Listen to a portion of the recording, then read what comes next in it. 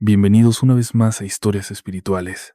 Antes de comenzar, quiero agradecerte desde el fondo de mi alma por estar aquí esta noche.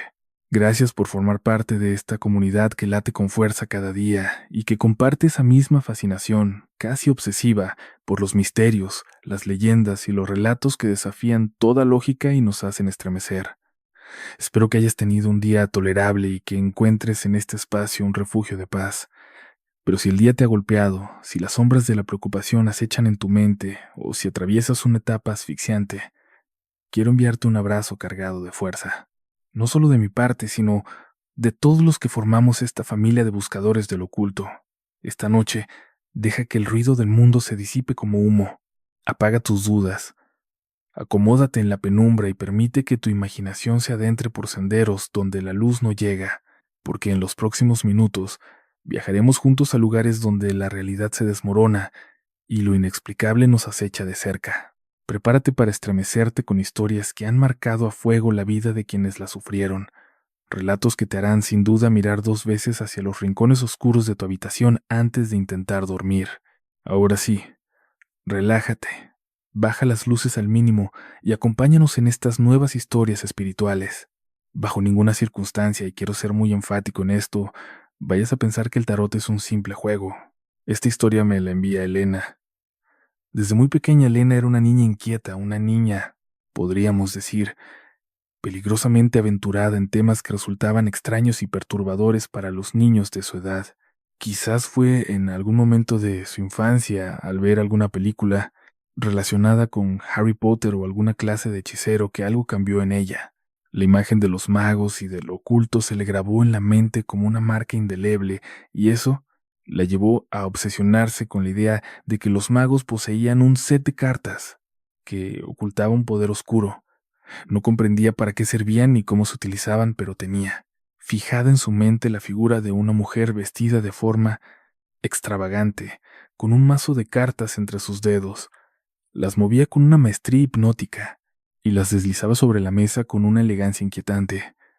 Eran cartas hermosas y cargadas de significado que ella desplegaba con una intención precisa, para luego tomar una, sostenerla en el aire y voltearla frente a la lente. Y esa imagen quedó sellada en su memoria. Con el paso del tiempo, intuyó que aquel mazo de cartas, ese objeto que la mujer manipulaba en aquel video, era un tarot.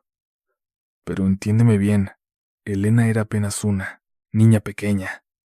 Tenía entre 6 y 8 años, y su insistencia para conseguir su propio mazo se volvió insoportable. Ya puedes imaginar el tipo de niña que era a sus escasos 8 años. Intentaba recrear obsesivamente todo aquello que la fascinaba. Por eso, tomó una mantita de color morado y la convirtió en su capa de maga. Iba por toda la casa empuñando una cuchara de cocina, gritando frases incomprensibles, conjuros extraños, intentando abrir puertas, levitar objetos de la mesa, provocar que las cosas cayeran al suelo. Sus padres lo tomaban como una travesura infantil, hasta que ella exigió, con una seriedad impropia de su edad, que quería un tarot. Ahí fue cuando su padre, un hombre devoto y profundamente ligado a su religión, sintió un escalofrío al escucharla. Para él, el tarot era una puerta prohibida y le dijo: «No, hija, eso no es un juego, es peligroso, no está bien. No quiero que lo compres». Ella respondió: «No, papá, no gastarás nada. He ahorrado mi dinero. Yo puedo pagarlo». Eran una familia que otorgaba ciertas libertades y responsabilidades a sus hijos, con la intención de prepararlos para la vida adulta, para que entendieran cómo manejar su destino. Elena era la más creativa y obstinada de las dos hermanas. Isabella era la menor, mucho más analítica y racional. Se llevaban apenas un año, y esta pequeña, Isabella, observaba a su hermana mayor y se mantenía alerta. Muchos dirían que era un alma vieja, pero quizás podríamos decir que era la niña que cargaba con el peso de la responsabilidad, más que nadie. Quizás sus padres le impusieron ese rol, o tal vez ella lo adoptó para compensar la locura de Elena, o por alguna extraña herencia genética, quién sabe. Lo cierto es que ella percibía el mundo de una forma más cruda y sencilla que Elena. A Elena le encantaba la fantasía, creativa. Le fascinaba lo abstracto, pero una vez que una idea se le clavaba en la mente, no había forma de sacársela. Era capaz de cualquier cosa hasta cumplir sus caprichos. Así que, ante la negativa rotunda de su padre, comenzó a tramar un plan. Mamá, llévame a la librería. Y cuando llegaron al lugar, su madre preguntó, ¿para qué, hija? ¿Qué buscas comprar aquí? Y ella respondió, solo quiero ver qué hay. Trajeron cosas nuevas, y como sus padres querían fomentar el hábito de la lectura, la llevaban a menudo. Al llegar, la niña se escabullía para ver si encontraba cartas de tarot, hasta que, por fin, en una biblioteca, dio con ellas. En secreto, se acercó y empezó a bajar cada mazo que encontraba con la palabra tarot. Sintió una alegría inmensa al hallarlas, pero luego vino la decepción. ¿Por qué? Porque en su memoria, en su mente, esas cartas eran mágicas. Recordaba bordes dorados que destellaban con luz propia, y de hecho, cuando aquella mujer movía las manos sobre ellas, se escuchaba un zumbido, un sonido inquietante que te erizaba la piel, como si algo poderoso vibrara ahí. Pero lo que tenía enfrente no era más que cartón pintado y nada más. Eran iguales a las barajas comunes, con sus reyes, reinas y sotas. Esas mismas que veía a sus padres usar en sus noches de juego. Solo cambiaba el dorso, que tenía diseños extraños. Algunas lucían pinturas extravagantes, otras parecían sacadas de una época medieval, pero hubo un mazo que le llamó la atención, uno con dibujos de gatitos. Uno parecía caer de un árbol, otro se asomaba al vacío de un acantilado, y otro más se hundía en un río oscuro.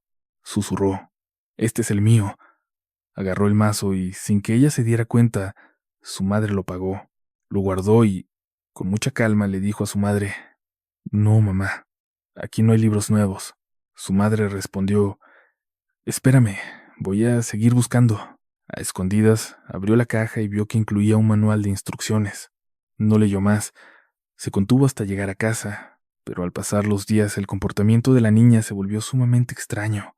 Sus padres, aunque no dijeron nada, empezaban a vigilarla, pues se pasaba horas encerrada en su habitación. Su hermana, Isabella, sabía lo que ocurría, pero guardaba silencio. Prefería ser prudente, pues no quería ser quien revelara el secreto de su hermana. Temía que Elena se le fuera encima. Cuando se ponía de malas, era insoportable, una verdadera piedra en el zapato. Isabella evitaba problemas, pero sabía que Elena ocultaba ese mazo para que sus padres no lo vieran. Varias veces, al entrar a su cuarto, en el preciso momento en que la puerta chirriaba, veía cómo Elena, presa del pánico, arrebataba las cartas y las escondía debajo de la almohada o las cubría frenéticamente. Isabella ya sabía dónde las guardaba, entre el colchón y la base de la cama, o a veces dentro de la misma funda de la almohada. Incluso una vez vio que las ocultaba en su mochila, enterradas bajo los libros. Isabella era una espía nata. Conocía cada rincón y cada secreto de la casa. Mientras tanto, Elena devoraba el manual, obsesionada con aprender cómo leerlas. Pero pronto empezaron los problemas. Llegó un punto en que el juego dejó de ser divertido. Quizás fue el momento en que decidió invocarlas, pero justo cuando intentaba aprender a leer los arcanos, una tubería estalló, el baño se inundó y un cuarto se llenó de moho negro. Y mientras ella recitaba las cartas, la casa parecía pudrirse con ella. Las cartas y las barajaba, diciéndole a Isabella, «Mira, ven, ven, ven, vamos a ver qué es lo que los gatitos tienen para ti».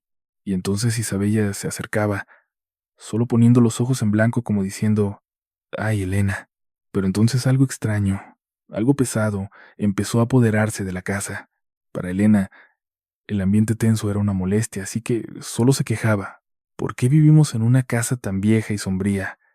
E Isabella, mirándola fijamente, solo negaba con la cabeza, como si pudiera ver algo que Elena ignoraba. «Ay, Elena, estás muy mal. No tienes idea de lo que haces». Llegó un momento en que algo ocurrió, algo que hizo que todas sintieran un escalofrío al comprender que no estaban solas. De pronto, una mañana, la madre de las chicas se comportaba de forma extraña, absorta, como si una presencia invisible las echara, y si pasaba cerca, Ella se sobresaltaba con una violencia antinatural. Si le hablabas en un susurro, te respondía, histérica, fuera de sí. Fue entonces cuando Isabella se acercó y le dijo, «Mamá, ¿qué te pasa?» Y ella respondió con un hilo de voz, «Perdóname, hija, es que no he pegado el ojo, ando de los nervios». «¿Por qué, mamá?» «No, mija, tonterías. Cosas de adultos, no te preocupes». Isabella fue a buscar a Elena y le espetó, «Elena, deja ya de jugar con esas malditas cosas. Presiento que esa baraja es oscura». Y ella respondió, «Ay, Isabella, no seas una llorona. Es mejor que me escuches, vamos a deshacernos de eso antes de que pase algo peor. No, en serio, están invocando algo maligno. ¿No te has dado cuenta de que cada vez que tocas esas cartas, al poco tiempo o al día siguiente, una desgracia ocurre en esta casa?» Elena se defendió. «Isabella, no digas mentiras. ¿Qué tienen que ver mis cartas con la mala suerte? Yo no he hecho nada malo. Pero, a ver, Elena, las abriste, las barajaste, ¿y qué pasó ese día? Pues nada. ¿Cuándo reventó la tubería y nos inundamos? Ah, el día que las barajaste, ¿verdad? Y después, ¿recuerdas cómo se inundó todo por esa tubería rota? Había gente entrando y saliendo, y tenías miedo de que papá y mamá descubrieran tus cartas. Las escondiste en la mochila y esperaste varios días. Esos días no pasó nada, todo estuvo en paz, pero en cuanto todo se calmó, me invitaste y estabas ahí barajando otra vez. ¿Y qué pasó al día siguiente? Nada. ¿Y cuándo explotó el baño, Elena? Explotó al día siguiente, ¿verdad? Así es. Isabella seguía enumerando tragedia tras tragedia hasta la humedad en el cuarto. ¿Recuerdas cuando leíste las instrucciones y hiciste tus 3 tiradas de cartas? Sí, es cierto. Después apareció esa mancha negra en el cuarto. ¿Y ese cuarto cómo está ahorita? Pues nunca había tenido moho, Elena. Pero no es solo eso, por favor. Ya no juegues con esas cosas. Entonces, ¿por qué está pasando esto? Mamá se ve tan demacrada y no me dice la razón. Siento que todo está conectado a tus cartas. Pero ¿qué pueden tener que ver unas simples cartas? A ver, Elena, entiende. Ya eres grande. ¿Qué hiciste ayer y antier? Me la pasé toda la tarde jugando para entender cómo funcionan. ¿Y cómo está mamá hoy? Está destrozada. ¿Tú crees que sean las cartas? Es justo lo que te digo. Vamos a decirle a mamá. Se acercan las dos. Elena siente un peso de culpa y le dice, «Mamá, Isabella dice que tu estado tiene que ver con algo que yo estoy haciendo». Y la madre les responde, con voz ausente, «No, niñas, no se preocupen, porque los padres a veces no comprenden la profundidad de lo que ocurre, ni el nivel de las conversaciones de sus hijos. Los siguen tratando como pequeños». Y entonces voltea hacia Valentín y dice, «No, es que son chiquitas tú. Mi hermana es pequeñita». Y se asustó. Se espantó porque en ese momento me vio con mala cara, pero es que no dormí nada, ya sabes, cosas de adultos. Entonces Isabella le da un empujón a Elena para que no se calle y dice, «Mamá, es que he estado jugando con esto». Y le planta el mazo de cartas sobre la mesa. Cuando su madre lo ve, se queda helada y pregunta, «¿De dónde sacaste esa porquería?». Porque sus padres ya habían hablado seriamente sobre el tema y estaban de acuerdo en que la niña jamás debía tocar ese tipo de artefactos, porque aunque los vendieran como un simple juego, ellos sentían en el fondo de sus almas que era algo oscuro. Al verlas, insiste, ¿de dónde lo sacaste? ¿Te acuerdas de cuando fuimos a la biblioteca? La madre se siente traicionada. ¿Para eso me estabas llevando a esos lugares?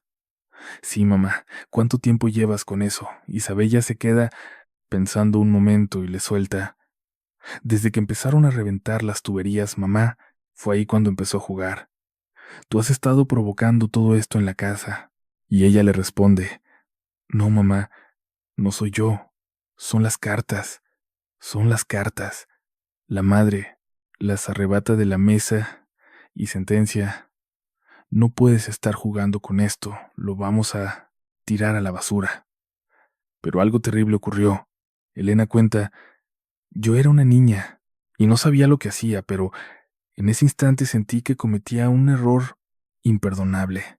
Algo dentro de mí se retorció, me poseyó y me volví una fiera. Le arranqué las cartas de las manos a mi madre y le grité, no, estas son mías y no se te ocurra tirarlas. Corrí hacia mi cuarto. Yo nunca fui así.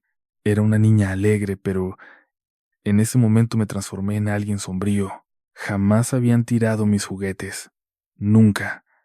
Pero esta vez fue distinto. Me puse histérica. Una furia ciega se apoderó de mí y las escondí. Decía, mis padres, al verme tan desquiciada, dejaron de intentar quitármelas.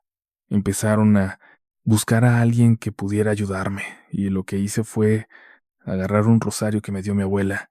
Ni siquiera sé por qué, pero intuía que era su única defensa. Envolví el mazo en el rosario, lo puse sobre una Biblia y los escondí en lo más profundo del armario. Mis padres nunca las encontraron, pero yo iba a verlas escondidas. Era aterrador, narrador, porque era como si me susurraran, como si me llamaran desde la oscuridad. Pasó el tiempo, no sé cuánto, creo que fue ese mismo año, volví a ir a la librería, busqué a los hombres que vendían las cartas y les pregunté con un hilo de voz, oigan, estas cosas son mágicas. Se rieron y dijeron, no, ¿qué va? Es solo un juego. ¿No quieres llevarte otro? Nos llegaron unos nuevos de dinosaurios, y ella, con el rostro pálido de puro miedo, solo pudo negar con la cabeza. Regresé a casa y comprendí que aquello no era normal, que no le pasaba a todo el mundo. Me sentía acechada, así que le dije a Isabella, ¿qué hacemos? E Isabella respondió, quémalas. Apenas dijo eso me puse furiosa. No, no voy a quemar nada, esas cartas son mías. Me encerré en el cuarto. Empezaba a entenderlo todo. Algo profundo dentro de mí se negaba a soltarlas. Narrador, tienes que entender lo que pasaba. Durante meses no las toqué, porque vi cómo mi madre se marchitaba y cómo yo perdía la cabeza cada vez que intentaban tocarlas. Intenté distraerme con mil cosas, pero pasó un año o dos y un día, al entrar al armario, me las topé de frente. Al rozarlas, los recuerdos me golpearon, el terror me invadió, pero como si una sombra tomara control de mis manos, las agarré y empecé a barajear. En cuanto lo hice, narrador, la casa se sintió extraña, pesada y escuché a mi mamá decir, ay, hace un frío repentino, niñas, cúbranse. Pero yo no sentía frío, solo sentía una vibra oscura, malévola. Empecé a entender, Elena, le estás haciendo daño a tu familia con esto. Las junté todas, las guardé, las escondí donde estaban antes y quise borrarlas de mi existencia. Pasó mucho tiempo, no sé cuántos años, las cambié de lugar, primero al closet, luego a una maleta, después a un cajón. Volaban de un lado a otro. Un día, narrador, me acordé de las cartas, pero ya hablo de hace años, eso era un juego. De niña, yo ya era otra persona. Me obsesioné, las busqué como una loca y al tenerlas en mis manos decidí que debía deshacerme de ellas. Las iba a quemar. Salí de casa con alcohol y un encendedor, convencida de que esto bastaría, pero en cuanto intenté prenderles fuego, mis manos empezaron a temblar. Narrador, un temblor violento, como si manos invisibles me sujetaran los brazos para impedirlo. Entonces susurré, aterrorizada, no, no, no, algo está aquí, hay algo aquí. No quiero romperlas, son mías, me gustan demasiado. Me quedé balbuceando como una posesa y me metí a la casa. Aún hoy, al recordar eso, me invade un miedo helado. Fue la última vez que toqué ese mazo. Desde entonces, por puro terror, no toco ni barajeo ningún tipo de cartas. Me aterra dañar a mi familia o terminar destruida yo misma, pero el horror no termina ahí. Hace poco, hablando con un amigo por Zoom, él me comentó, Oye, he estado escuchando programas de terror. ¿Tú tienes alguna historia? Recordé el tarot y todo lo que viví, así que le dije, sí, tengo una, pero es muy extraña. Pasó cuando era niña. Quizás creas que miento. Él insistió. No importa, aunque sea descabellada, cuéntame tu historia. Empecé a relatarle todo y, narrador, no vas a creerlo, pero cada vez que decía la palabra tarot, cada vez que describía algo oscuro, el micrófono se distorsionaba con un ruido metálico insoportable. Llevábamos 2 horas hablando, cortamos la llamada, volvimos a conectar y el micrófono volvió a fallar. De pronto, la casa se sintió otra vez lúgubre y vi, por el rabillo del ojo izquierdo, una sombra densa que se movía. Presa del pánico, le dije a mi amigo que ya no quería continuar. Él, con voz tensa, solo pudo decir: oye, es que esto sí está espeluznante. Cerramos el Zoom y todo volvió a la normalidad. 2 días después, Isabella me soltó. ¿Volviste a jugar con las cartas? La miré a los ojos y le dije: no, claro que no. Solo le conté la historia a Mateo. Isabella respondió seria: es que se sintió horrible. Ya, por favor, no vuelvas a hablar de eso. Narrador, hay algo que he callado y con esto quiero terminar. Te envío esto para ver si era mi imaginación o si realmente algo me persigue. Pero mientras te escribo estas líneas, la casa se ha vuelto a transformar. Siento el cuarto gélido, siento una presencia vigilándome detrás. Jimmy, en este preciso instante, esta historia.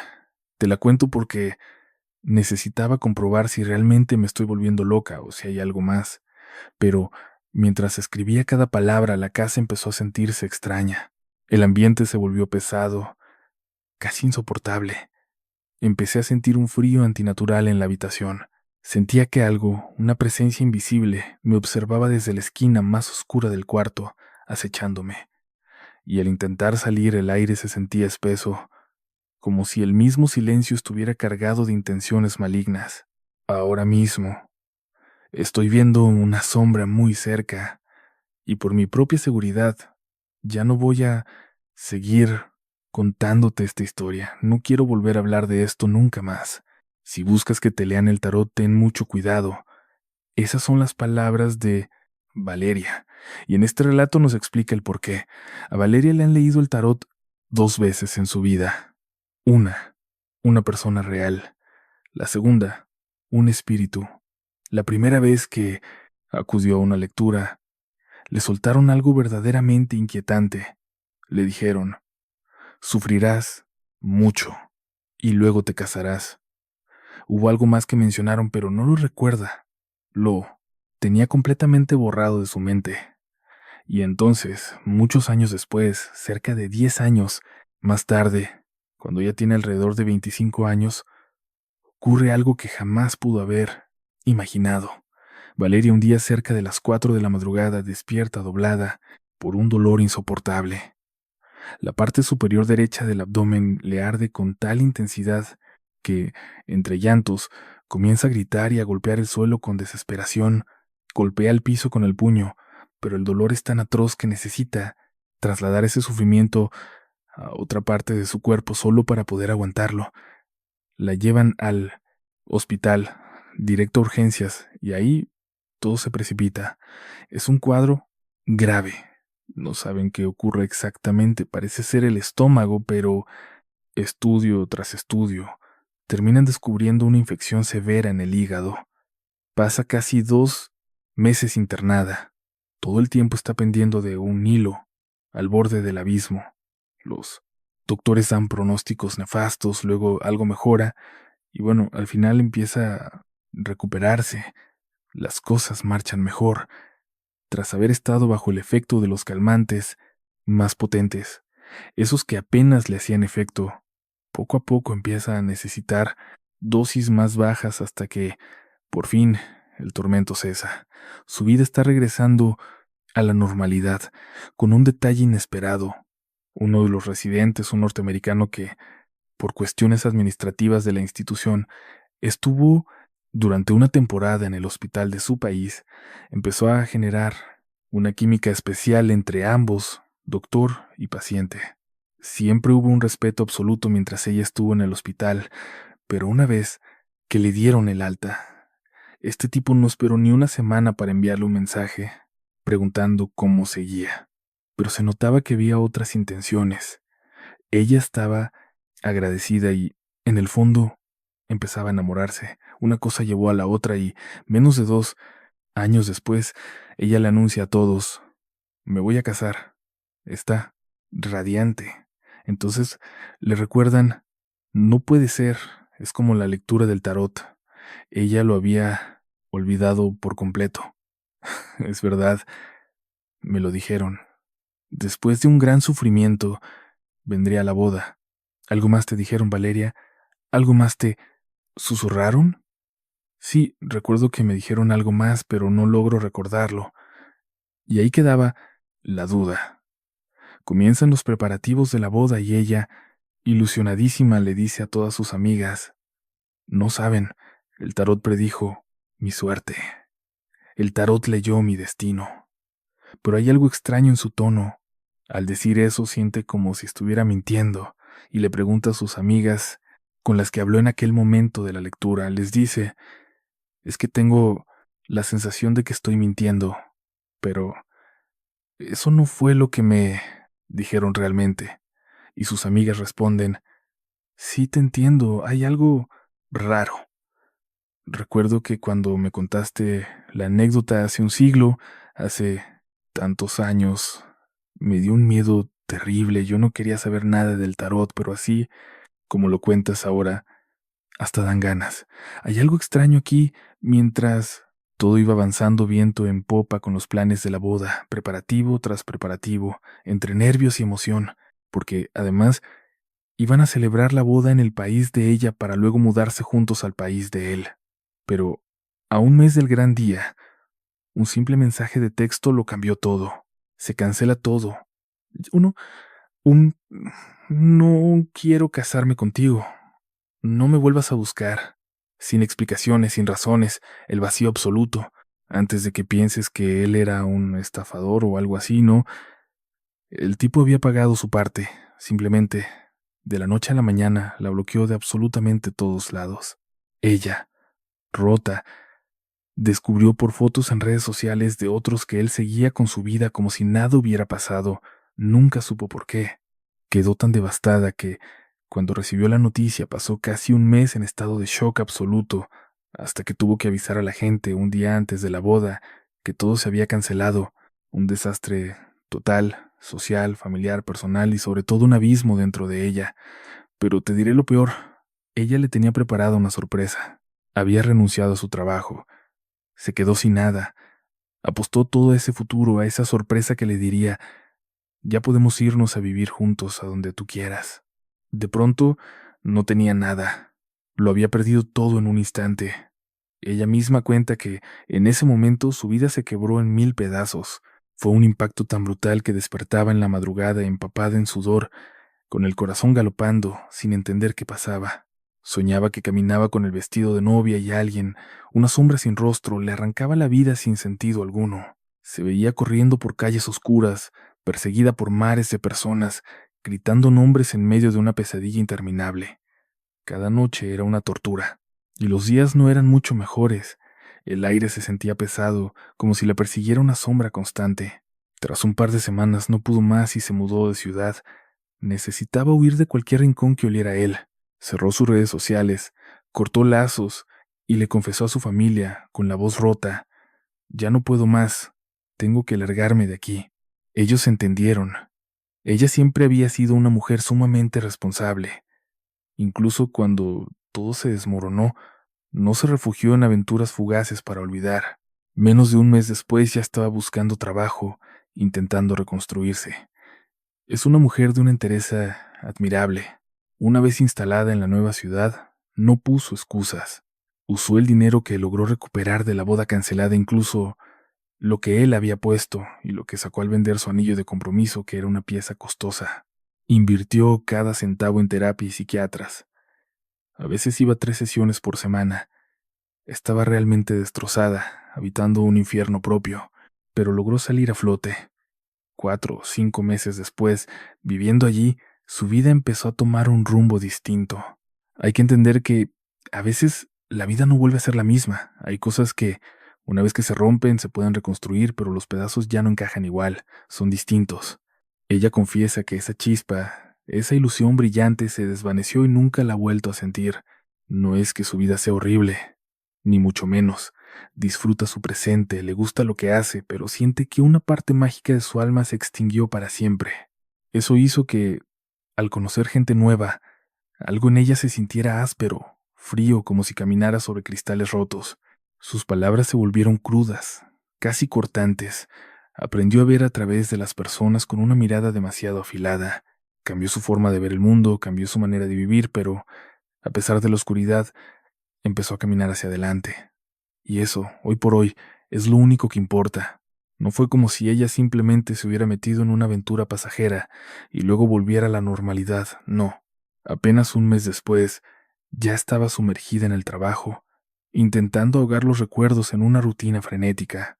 Es una chica demasiado responsable, obsesiva incluso, así que, en cuanto se mudó de ciudad, no permitió que ninguna excusa la detuviera. Recuperó parte del dinero de esa boda maldita, un poco de lo que había invertido en un futuro que se convirtió en cenizas.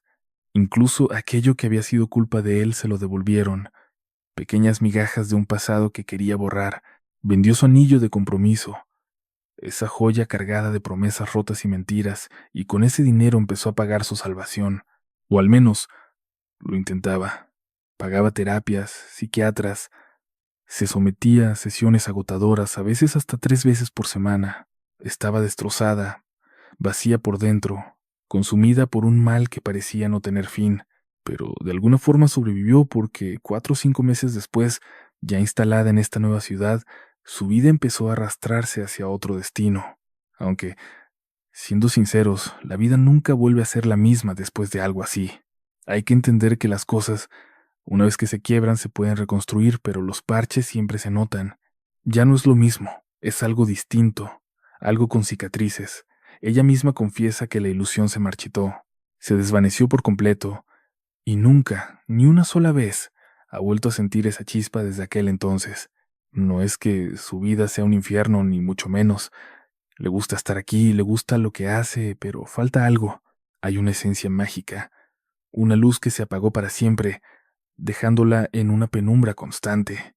Eso provocaba que, al conocer gente, sintiera algo áspero, como una barrera invisible al intentar conectar con los demás. Sus palabras se volvieron demasiado crudas. Su forma de entender a la gente se tornó fría, casi mecánica. Cambió su manera de ver el mundo, su forma de respirar, pero al menos empezó a seguir adelante. Y aunque le prestaban poca atención, a ella no le importaba demasiado, todo era tibio. Así que, cuando todo empieza a alinearse y ella consigue ese trabajo soñado, la ambición se le mete en las venas como una obsesión oscura, arrastrándola hacia un puesto de alto nivel.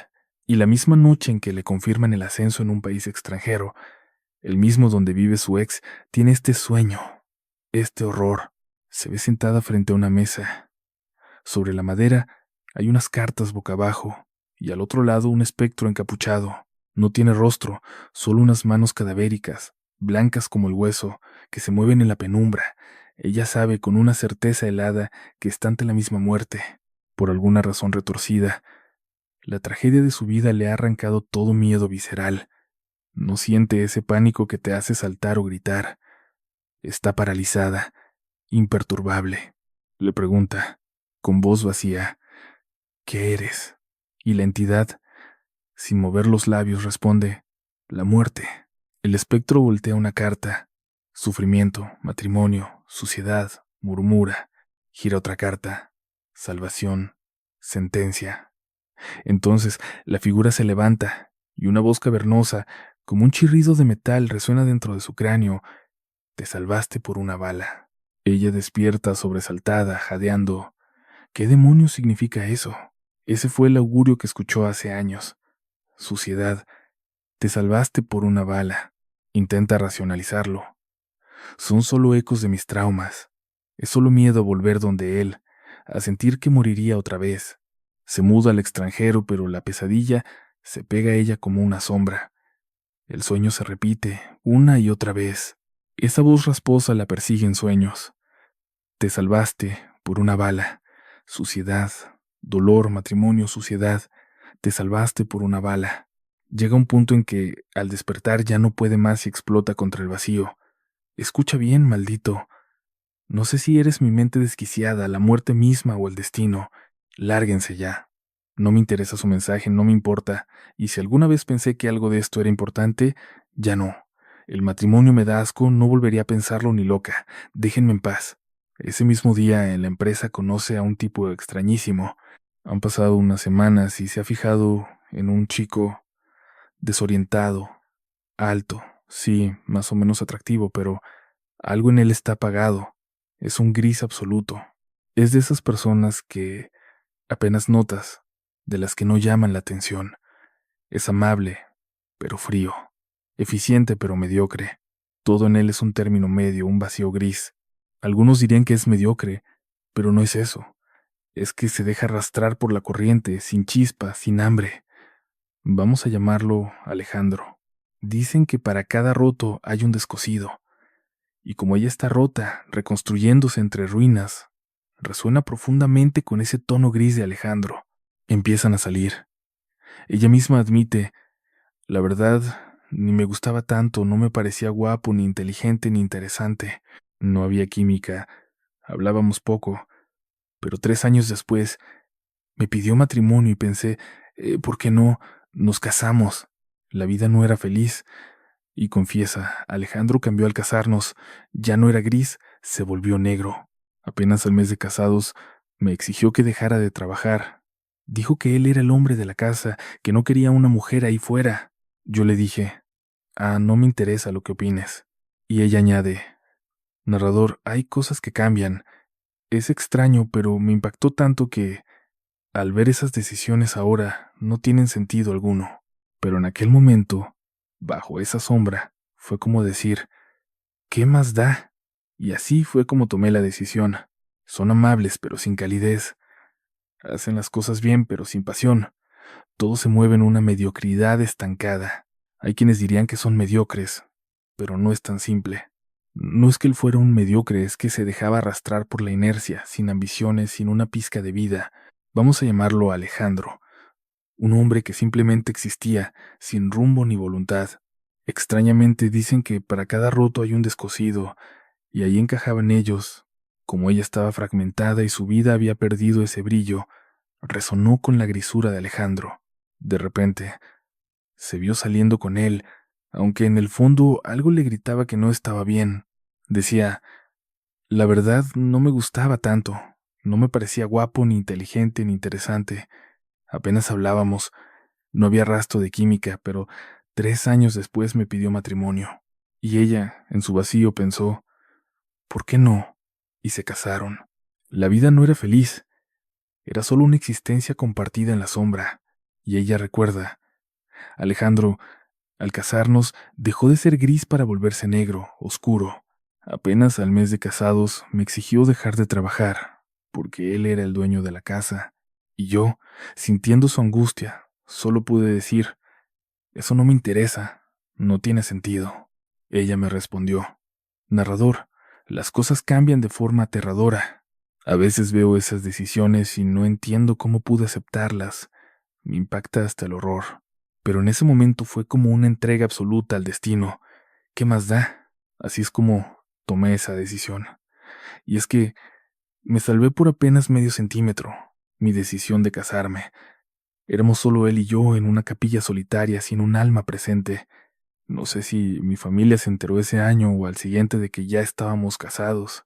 Dice, pero en cuanto nos casamos todo cambió y aquello fue terrorífico, muy notorio. Dejé de trabajar, él empezó a volverse posesivo y poco a poco su esencia se volvió de un gris sepulcral. Cayó en una depresión profunda. Estaba perdido como si su mente se hubiera desvanecido en la niebla. Notaba cómo se descuidaba cada vez más. Se dejaba arrastrar por un abismo de abandono. Lo vi varias veces ir al trabajo con la misma ropa, mugrienta, sin importarle nada. Empecé a darle vueltas a todo aquello. Pasaba tanto tiempo sola en casa que una noche me pregunté, ¿De verdad quieres vivir este infierno? O sea, te tomó tantos años salir del pozo oscuro donde te hundió el otro tipo. ¿Por qué permites que éste te siga arrastrando hacia la muerte lentamente? Lárgate ya de ahí. Mientras él estaba en el trabajo, yo me dedicaba a investigar cómo divorciarme. Dice, aunque suene cruel, él no quería cambiar. Ya ni siquiera dormíamos juntos. No te hablo de intimidad, hablo de compartir el cuarto. Él se hizo una habitación propia, yo en la mía, y era raro que cruzáramos palabra. Él dormía justo debajo de mi cuarto, yo me encerraba en el mío y, cuando llegaba, a veces le preparaba algo, pero hubo un tiempo en el que ya ni probaba bocado. Dejé de preocuparme por alimentarlo. Yo ya tenía un trabajo remoto, él no sabía nada, así que pensé, sí, hay que acelerar esto, nos divorciamos. Mañana hablo con él, le doy el ultimátum y me largo de esta pesadilla. Dice el narrador, no sé si en algún momento revisó mis historiales. No sé si lo supo. Lo que sí sé es que esa noche intenté hablar con él. Lo vi tan mal, tan marchito, y le pregunté, ¿te sientes bien? Él no respondió. Solo se encerró en su cuarto. Lo vi mal, terriblemente mal. Hasta el día de hoy mi único arrepentimiento es no haber hecho algo más en ese instante. Pero sé, en el fondo, que no es mi culpa. Me fui a dormir, dando vueltas sin poder conciliar el sueño, planeando cómo decirle que esto se acababa. Y al cerrar los ojos, después de años, volví a tener el sueño. Ese espíritu frente a mí, con las manos pálidas como la muerte, sosteniendo las cartas, me susurra, te salvaste por un pelo, te salvaste por una bala, algo así. Se descubre el rostro, y es Alejandro, pero tiene la cara bañada en sangre espesa. Ahí sí sentí el terror puro. Mientras veo eso, y veo el rostro de quien ahora es mi esposo y mañana ya no quiero que lo sea, me sacudo de miedo y de pronto escucho una explosión atronadora. Abro los ojos casi gritando. Me duele el oído derecho. Me levanto de la cama totalmente desorientada. Miro a todas partes. No sé si el sonido fue real o parte de esa pesadilla que me acechaba. Luego intento hablar, pero noto que algo en la habitación no está bien. El aire es pesado.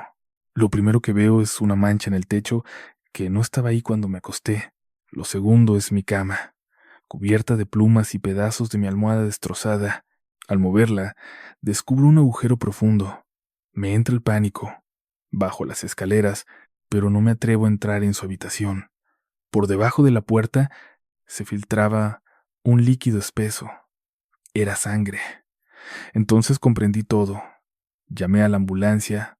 Aunque ya era obvio lo que había hecho, él decidió quitarse la vida, dice. Y ahí fue cuando entendí el espíritu de aquel sueño. De alguna manera me estaba advirtiendo. Lo primero es esa mancha en el techo. Una mancha oscura, húmeda, que no estaba allí cuando me fui a dormir. Lo segundo es ver mi cama. Está destrozada. Hay trozos de relleno de almohada esparcidos por todas partes, como si algo hubiera intentado desgarrarla con desesperación. Muevo un pedazo de tela y descubro un agujero, profundo y siniestro. El pánico me hiela la sangre. Me obligo a bajar las escaleras, pero mis piernas no me responden al acercarme a su habitación. El aire se siente denso, cargado de un olor metálico. Debajo de la puerta una mancha espesa y roja se filtra lentamente hacia el pasillo. En ese instante todo cobró sentido. Con las manos temblorosas y el corazón golpeándome las costillas, llamé a emergencias. Cuando los paramédicos irrumpieron, la escena era dantesca. Era evidente que él había decidido terminar con su propio sufrimiento, arrebatándose la vida de la forma más cruel. Y fue justo ahí, en medio de ese silencio sepulcral, cuando sentí su presencia. Su espíritu seguía allí, acechándome. Si hubiera movido la cabeza un centímetro a un lado, hoy no estaría aquí para contarte esta pesadilla. Lo que sí te aseguro es que el tarot no leyó mi suerte, leyó mi desgracia, y me condenó a la destrucción total. Comprendí. Hemos llegado al final de este relato maldito. Si estas palabras te han erizado la piel, si has sentido esa mirada invisible sobre tu nuca en esta noche de sombras, suscríbete al canal para seguir alimentando tus pesadillas. Comparte este horror con otros para que nuestra comunidad de almas inquietas siga creciendo en la oscuridad. Ahora, apaga las luces. Echa un último vistazo a los rincones de tu habitación. Algo podría estar esperando allí. Buenas noches, si es que puedes conciliar el sueño.